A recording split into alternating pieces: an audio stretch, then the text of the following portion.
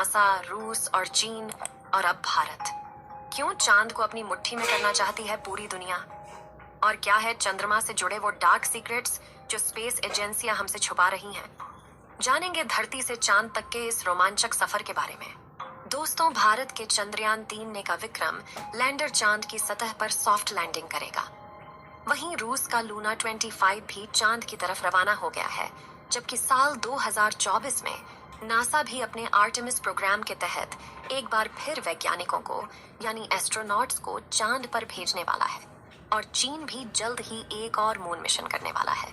लेकिन अब सवाल आता है कि इन सभी देशों को चांद पर ऐसा क्या दिख गया जो चारों ओर चांद पर पहले पहुंचने की होड़ मची हुई है? और चांद से जुड़े ऐसे कौन से रहस्य हैं जिनसे से पर्दा उठाते ही हमारा चांद को देखने का नजरिया ही बदल जाएगा? जानेंगे पृथ्वी से चांद तक के इस रोमांचक सफर की कुछ खास बातें। तो जल्दी से अपनी कुर्सी की पेटी बांध लीजिए और पूरा वीडियो जरूर देखिए।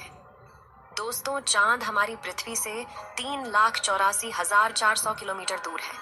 और अगर हम सीधा रास्ता पकड़ते हैं तो इसी के आसपास डिस्टेंस में ही हम चांद की सतह पर पहुंच जाएंगे। जबकि भारत के चंद्रयान 3 के रास्ते से हमें चांद पर पहुंचने में 42 दिन लगेंगे, क्योंकि चंद्रयान 3 ने चंद्रमा की तरफ जाने का अंडाकार रास्ता चुना है, जिसमें वो पहले पृथ्वी के चक्कर लगाकर चांद की ओर एक लंबे रूट से बढ़ेगा और फिर चांद के चक्कर लगाकर लैंडिंग करेगा।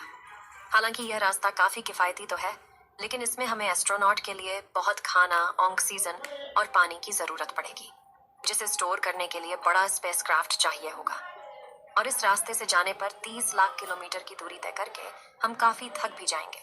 इसलिए चलिए हम अमेरिका और रूस वाले सीधे रास्ते से ही चांद की तरफ चलते हैं। और इस रास्ते से हमें चांद पर पहुंचने में 4 से 5 दिन लगेंगे। जब स्पेस क्राफ्ट का लैंडर आपको चांद पर उतारेगा तो बाहर आने के लिए आपको सबसे पहले अपना स्पेस सूट पहनना होगा, क्योंकि चांद पर काफी पतला वातावरण है और इसमें ऑक्सीजन मौजूद नहीं है। इसी वजह से सांस लेने के लिए आपको स्पेस सूट के पीछे लगे ऑक्सीजन सिलेंडर का सहारा लेना होगा।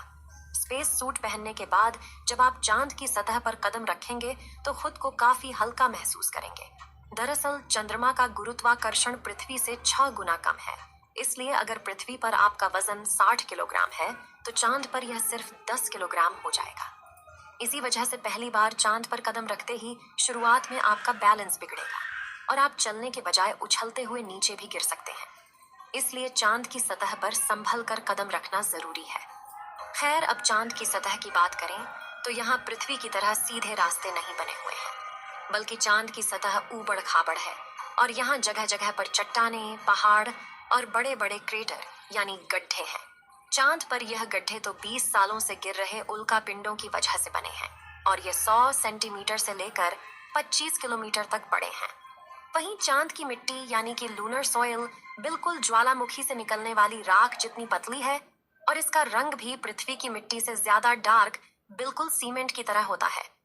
इस मिट्टी में खुरदरापन न होने की वजह से आप जैसे ही इस पर कदम रखेंगे तो आपके पैरों के निशान बन जाएंगे, जिस वजह से चांद पर सबसे पहले कदम रखने वाले एस्ट्रोनॉट नील आर्मस्ट्रॉन्ग और बज एल्ड्रिन के पैरों के निशान आज भी मौजूद है। अब चांद की खूबसूरत जमीन देखने के बाद साथियों, आप अपनी नजरें जब ऊपर की तरफ करेंगे तो आपको हमारी पृथ्वी भी दिखाई देगी।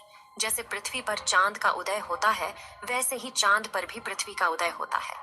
बस फर्क इतना है कि पृथ्वी से देखने पर चांद काफी छोटा लगता है और चांद से देखने पर पृथ्वी बहुत बड़ी दिखाई देती है। और यहाँ से धरती की खूबसूरती देखकर आप खुश हो जाओगे। अब अगर आप चांद के उत्तरी ध्रुव पर लैंड करोगे तो आपको अपने आसपास भूतकाल में फैले हुए स्पेस मिशन के स्पेसक्राफ्ट और सैटेलाइट के टुकड़ों के साथ प्लास्टिक बैग में भरा हुआ कूड़ा भी दिखेगा। ये कूड़ा नासा के उन 12 एस्ट्रोनॉट्स ने फेंका है जो चांद पर जा पाए। दरअसल इन बैग्स में इनका मलमूत्र और खाने के रैपर्स और बिस्किट है। वहीं अगर आप चांद के दक्षिणी ध्रुव पर उस जगह उतरते हैं जहां 4 साल पहले चंद्रयान 2 क्रैश लैंड होकर गिरा था, तो वो आज भी आपको उतनी बुरी कंडीशन में ही मिलेगा, क्योंकि क्रैश लैंड होने के बाद न तो वह बारिश और न ही तूफानी बवंडर से रूबरू हुआ है। इसलिए अगर आप उसे अपने स्पेस क्राफ्ट में फिट करके पृथ्वी पर वापस ले आए तो उसे ठीक करके वापस भेजा जा सकता है। दोस्तों, आप यह तो जानते ही होंगे कि स्पेस के सभी ऑब्जेक्ट्स पर अचानक उल्का पिंडों की बारिश हो जाती है। यह तो अच्छा है कि पृथ्वी की मैग्नेटिक फील्ड इन उल्का पिंडों को या तो साइड में धकेल देती है या फिर ग्रेविटी और एटमॉस्फेयर इसे धरती तक पहुंचने के पहले ही जलाकर राख कर देते हैं। लेकिन चांद की मैग्नेटिक फील्ड पृथ्वी के मुकाबले काफी कमजोर है। इसकी ग्रेविटी भी कम है और यहाँ घना वातावरण भी मौजूद नहीं है। इसी वजह से चांद पर लगातार उल्का पिंडों की बारिश होती रहती है। ऐसे में कोई भी उल्का पिंड गिरकर आपको पल भर में मौत के घाट उतार सकता है। इसलिए आपको उल्का पिंडों पर नजर लगाए बैठे कमांड सेंटर के वैज्ञानिकों से लगातार संपर्क बनाए रखना होगा। अब अगर आप सोच रहे हैं कि आप अपने किसी दोस्त या फिर लाइफ पार्टनर को चांद पर साथ लेकर जाकर गप्पे लड़ाते हुए अपने मून मिशन पर काम करें, तो आपको बता दें कि ऐसा मुमकिन नहीं है, क्योंकि चांद पर वातावरण न होने की वजह से साउंड वेव चल नहीं पाते। यानी कि अगर आप अपने साथी को कुछ बोलेंगे तो वह आपके होंठ हिलते हुए तो देखेगा, लेकिन आपकी आवाज नहीं सुन पाएगा। इतना ही नहीं, चांद पर आपको अपनी आवाज तक नहीं सुनाई देगी, मानो जैसे मोबाइल की तरह किसी ने आपको भी साइलेंट मोड पर डाल दिया है।